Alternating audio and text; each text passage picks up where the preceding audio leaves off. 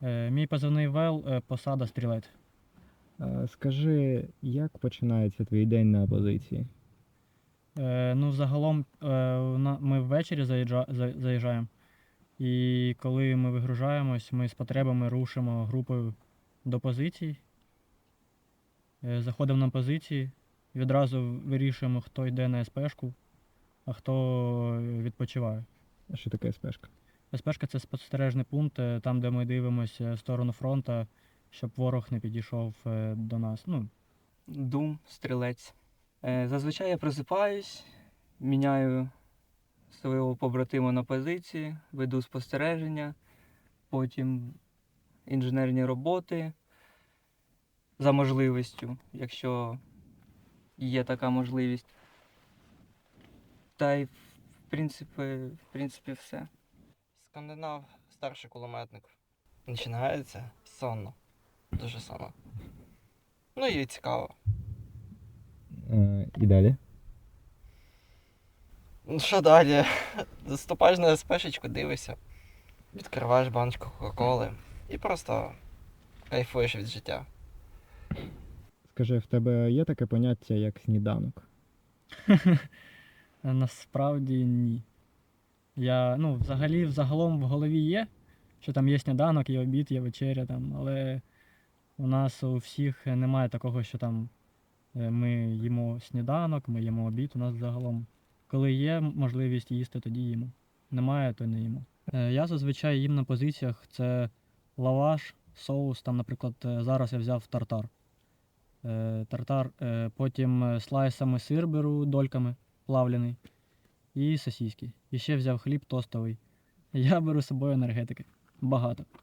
Але, наприклад, якщо раніше я брав з собою 30 банок, 250, то зараз трошки патіночка не вивозить вже, і я беру там 15, 10, до 20. Це наскільки? На 3 суток. І мені буває не вистачає. На позиціях я ні разу не готував собі, але хлопці готують, бувають, у нас є горілка, водичка, і деякі хлопці беруть з собою пюрешку, таку, типу, як одноразову запарювати. Але я ні, я не беру це. Щоб готувати на позиціях, це треба, щоб не було дронів, як мінімум. Тому що, щоб готувати, мені здається, треба виходити на гору із окопа. А це майже неможливо, тому що завжди літають дрони.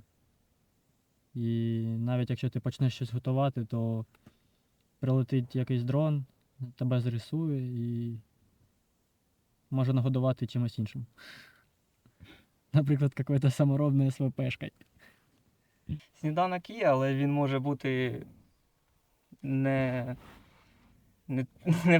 в той час, коли повинен бути. Лаваш, сосиски. Ну, що куплю, що візьму з собою, то тим і завтракаю. Ну, сніданка в мене вже давно немає. Вже рік і 6 місяців. Бо ви зараз на бойових і вдома не буває за цього. Ну це цікаво. Ну, зазвичай це сосиски і протеїнові батончики. Вони заміняють багато що, наприклад, саме білок і так далі.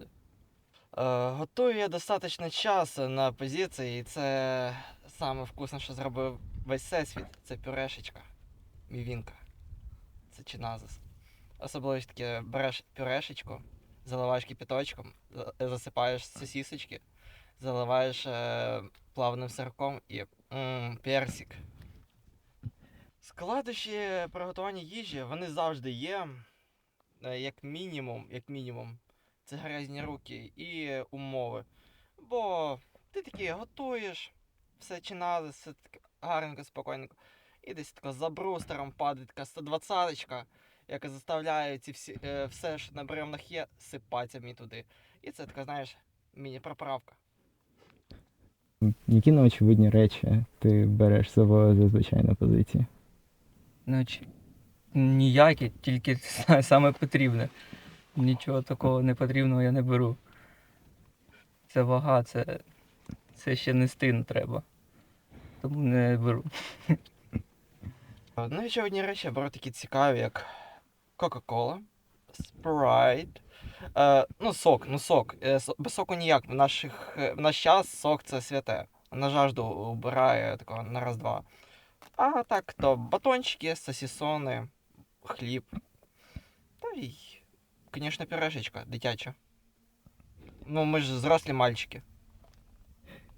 Чи є в тебе тут вільний час? На позиціях? Вільний час я проводжу зазвичай, коли ми не копаємо, то я сплю. Я намагаюся тут трошки виспатись. Вільний час? Так, є. Я відпочиваю, сплю, їм та й все. Небагато часу є відпочивати.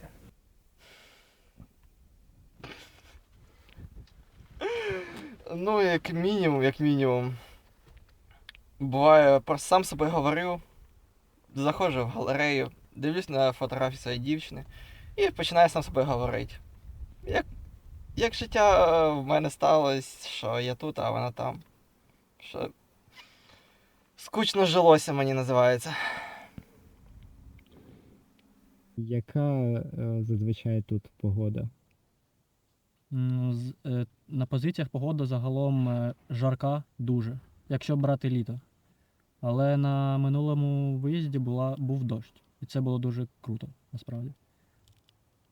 Трошки освіжила взагалі, та навіть розум освіжила. Наразі дуже жарко. Дощів майже немає. Дуже спекотно. Тому так. Ой, найчастіша погода тут це як мінімум жара.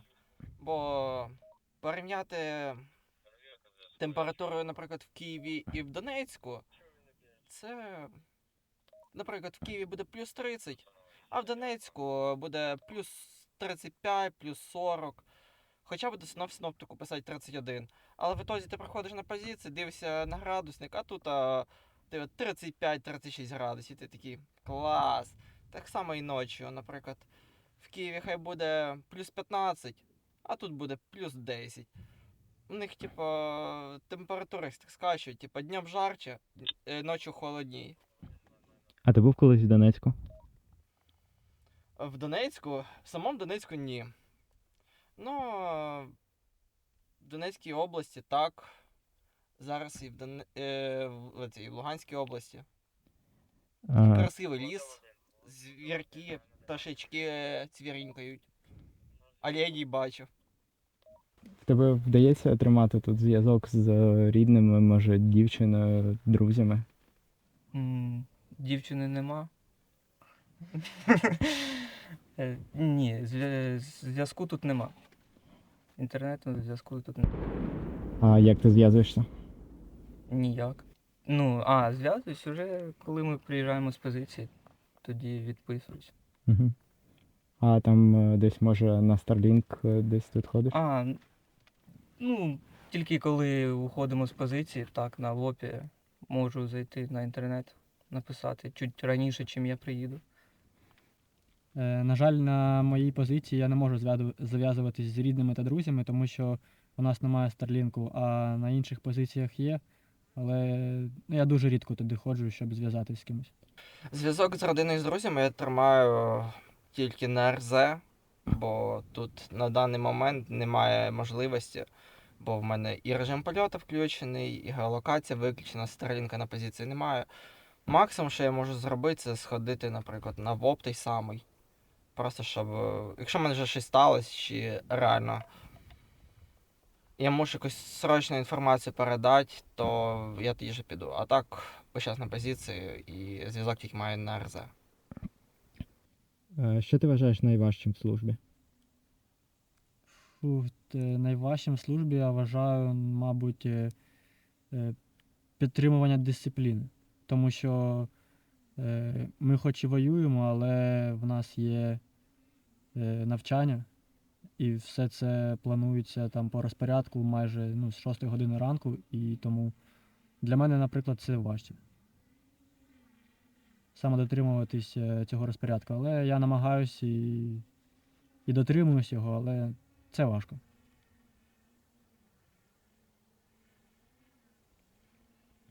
Ну, а якщо взяти, наприклад, саме позиції, то важко заходити на позиції, тому що ти завжди з чимось заходиш. Там пак води, наприклад, там масеті, мішки багато, різних потреб. І важко виходити з позиції, тому що ти завжди пересуваєшся по відкритій місцевості і літають дрони. Найважче в службі. Та я дуже привик до цього всього, тому я не вважаю, що це важко. Найважче в службі це, як мінімум, напевно, що я з рідними дуже рідко бачусь. З дівчиною. Ну, на даний момент вже, як ще наречена. Е, Та й відпустки дуже рідко, типу, бо, ну, на мою чесну думку, якщо взяти чисто мою думку, те, що дає нам країна, наприклад, для військових 30 днів відпустки на рік, це дуже мало. Це справді дуже мало, і як не крути. Було б, да, прикольно, якщо б людина, точніше військовослужбовець, мала, наприклад, кожних 4 місяця чи 5 місяців. Да ладно, візьмемо навіть 6, щоб розділити місяць відпустки. Щоб, наприклад, 5 місяців вона тут, 1 місяць вона в відпустці, потім знову на 5 місяців на бойових і знову 1 місяць відпустки. І типа, щоб 2 місяці на рік вийшло. Це буде саме зручно. На мою дуже думку, що можливо навіть із-за цього почнуть більше людей йти в ТЦК, те саме, в різні служби, типу як Азов, що проводить час тут. Бо як я спілкуюся з цивільними, то вони розказують, більшість не те, що не боїться і не хоче йти із-за цього, а із-за того, що вони дуже будуть рідко бачити з рідними. Я це щось считав на днях на калькуляторі, що за 5 років, там навіть півроку не буде, як ти вдома будеш сидіти, наприклад, в відпустці. Це за 5 років. І за цього більшість і не хоче. Як ти справляєшся, може, там зі стресом, з напругою? Ну, робота насправді в нас напружена, але вона цікава дуже, тому що є мотивація. Мене відволікає саме моя мотивація.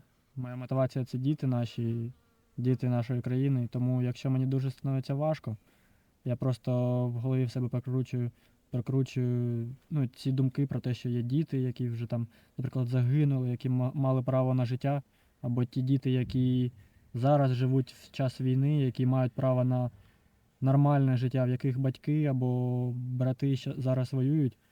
І оце мене мотивує, і це мене тримає в тонусі. Ця робота справді дуже нервова, навіть занадто, я б сказав так. Перше, мало бачиться рідними. Більше часу проводжу просто на бойових, чим на РЗ, і взагалом мало відпочинку з цього виходить. А стресом я тільки зможу на РЗ угомонити свій стрес. Це, наприклад, чисто в спортзалі або на полігоні. Скажи, є якісь, може, фізичні вправи, спорт, яким ти займаєшся тут, або коли знаходишся на РЗ? Ну, якщо брати позиції, то лопата це фізична вправа і тягання мішків, укріплення позицій, і те інше. А якщо брати там, де ми відпочиваємо, то у нас є в розпорядку фізичні вправи, і ми там бігаємо, займаємося в тренажерному залі. В нас вдома є тренажерний зал, є турніки, і ось так ми і працюємо. На РЗ треба підтримати фізичну форму. Це дуже важлива річ. Тому якийсь певний вид спорту зараз ні, але в цілому фізичну форму так підтримую. Коли на РЗ, я більш за все, що буває, просто штангу тягаю, або V-образний гриф, та й гірі. Щоб підтримувати собі форму, як мінімум, якщо буде евакуація, зрозуміло, що якщо ти будеш з дихликом, як мізинчик, ти не зможеш просто чоловіка винести кілометр чи 2. Тобі буде реально дуже тяжело. А якщо ще вийде така ситуація, що ваші всі позиції накриють і ти прийдеться самому виносити свого побратима, ну, треба мати фізичну підготовку. Так само я і бігаю на РЗ там по 5-7 кілометрів, щоб чисто держати себе в тонусі. А тут чисто копаю. Тут копаю. Буває таке, що дні народження побратимів або там інші свята, якийсь Новий рік потрапляють на дні, коли ви знаходитесь на позиціях. Чи буває таке, що ну, як ви їх відзначаєте, якщо відзначаєте? Ну, саме Новий рік, це який був, я зустрів тут на Донбасі, але не на позиціях, тому що я тільки приїхав і в перші дні я не їздив на позиції. А якщо брати дні народження, то да, у нас буває таке, що ми заходимо на позиції, а у побратима день народження. І була така ситуація одна. Машина, яка повинна нас була забирати, Кірпі, вона трошки коротше, лопнуло колесо, коли вона їхала від скиду чи від FPV-шки, я не знаю. І ми довго чекали на машину, коли її відремонтують. І ми були в тилу, знаходились. І той хлопець, у якого було день народження, він запропонував віджатись. У нас є в Азові така традиція. Скільки виповнюється років, стільки ми всі віджимаємось, а той, у кого день народження, він стає над нами і просто рахує 1, 2, 3, і скільки йому років, стільки ми віджимаємось. І ми всі в броні були, в касках, з автоматами і віджимались під красні фонарики. Буває. Та як? З днем народження. І все. І працюємо далі. Так, за дні побратимів, дні народження побратимів, це саме такий кайфовий, напевний час, коли вони все попадають на позицію, і ви такі сидите, просто ти розумієш, що цей чоловік цей день народився, а ви просто разом сидите в одному окопі, шутите шуток і їсте просто тортика з Кока-Колою чи, не знаю, з баночкою енергетика. Це навіть є своя така якась нотка, навіть великий плюс. Я навіть сам дуже сильно жалів, що я своє день народження святкував, виходить, в лікарні, а не тут. Я дуже хотів тут. Я навіть ходив своєю лікаршою, її набридав, щоб вона мене виписала, і я відсвяткував своє день народження там. Ну, типу тут. Скажи, ти отримуєш якісь посилки від родини, від друзів? Якщо отримаєш, то як часто? Буває, мені часто пропонують відправити, але мені це не потрібно. Так що я зачастую відмовляюсь. А що пропонують? Їжу? Навіщо? Я ще не можу з'їздити купити собі їжу. Якщо там бабуся дуже хоче відправити мені пірожки, то, звісно, я буду радий. А так, навіщо? Посилки від рідних або від друзів я отримую не дуже часто, але все-таки бувають, що відправляють. Там, наприклад, там солодощі або там речі якісь. Енергетики мені нещодавно відправили друзі. Патч подарили теж. Достатньо тих енергетиків було? Саме в той посилці десь приблизно 15, мабуть. На 3 І десь 5-6 снікерсів великих. І лайни там таке, батончики. За посилки. Є таке питання, чи дуже часто надсилають, я скажу, що да, вони мені предлагають, але я не хочу, я вважаю себе самодостатнім. Да, це можливо і прикольно, але в мене просто часу не буде навіть з'їздити на ту саму елементарну нову почту, щоб забрати посилочку, бо весь час тренування, треба піднімати весь час свій скіл, бо рано чи пізно ми точно будемо в Кремінній, і буде тут жара. Який у тебе улюблений момент був на службі, можливо, подія якась, яка запам'яталась? Подія. Якщо брати, наприклад, не веселу, але дуже яскраву, це відбитий штурм. Так, коли я попав в Азов. Це мій улюблений момент в службі. А вже після того? Знайомство з колективом та проведення часу з ними. Улюблені моменти на службі в мене Це, напевно, шутки, гони один з одного, патчі, спільні теми. І саме головне стрільби. Стрільби це саме головне. Тоді можна і поприкалюватися. Ні, ну, поприкалюватися в розумному смислі. Не целитися один на одного, бо ну, так не можна. А я маю на увазі позмагатися, хто, наприклад, більше групу збере. Типу, навіть те саме, наприклад, коли ти йдеш з побратимом качалку, хто більше, наприклад, вижимає від груді. Скажи, як ти дотримуєшся гігієни тут? Як я тут дотримуюсь гігієн, це дуже достатньо цікаве питання. Вологі серветки. Вологі серветки спасуть світ. На позиціях гігієну я тримаю ніяк взагалі. Я тільки салфетки, руки і все витираю. Ну, зубная щетка и есть вода в бутылках, влажные салфетки. Минимально, ну, піде. Чого тобі найбільше не вистачає з цивільного життя? З цивільного життя мені не вистачає Макдональдса. Я раніше, коли був на гражданці, до повномасштабки, я міг, мабуть, разів 5-6 ходити в Макдональдс в місяць. І це було як база для мене. Ну, типу, я ціленаправленно, я знаю, що я йду в Макдональдс. Це як, типа, як вписаний в розпорядок дня був. От зараз, да. І катання на ковзанах, тому що я раніше тренував дітей і зараз мені цього не вистачає. Клас, записали. Дівчат, напевно. Так. Дівчат не вистачає. Що мені найбільше не вистачає з цивільного життя, це рідні.